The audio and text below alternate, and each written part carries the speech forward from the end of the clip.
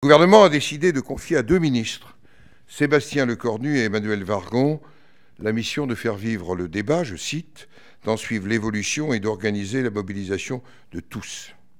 Pour, c'est la lettre du Premier ministre, en garantir l'indépendance, il propose un collège de garants de 5 membres, 2 nommés par l'exécutif, et il m'appartient de procéder à une nomination, tout comme le président de l'Assemblée nationale et le président du Conseil économique, social et environnemental.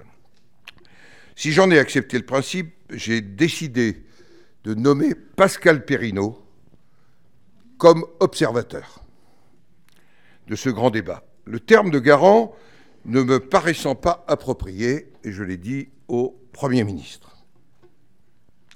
Nous avons en effet rien à garantir, mais à observer le bon déroulement de ce débat dont la méthode et les thèmes n'ont pas été concertés avec nous, et c'est un droit, je le constate. Il devra examiner les conditions du débat, son déroulement, sa neutralité et sa sincérité. Dans ces temps de doute et de remise en question, je vous le dis, je crois fondamentalement à nos institutions.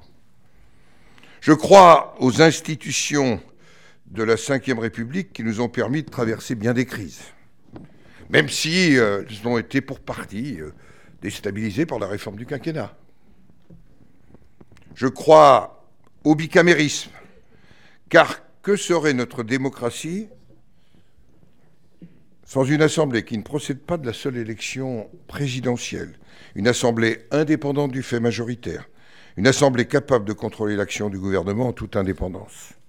Le Sénat, que je suis fier de présider, propose des repères à la société. Il tient bon quand l'essentiel est en cause, une république une, indivisible, laïque, démocratique, sociale et décentralisée. C'est l'Assemblée des territoires.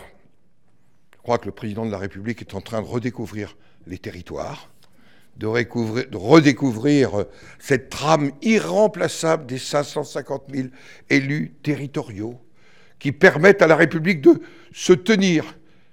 Et je le dis souvent, la commune, c'est la petite République dans la grande. Et c'est elle, aujourd'hui, qu'on appelle au secours. Et vous voyez comme les maires sont républicains, comme les conseils municipaux sont républicains.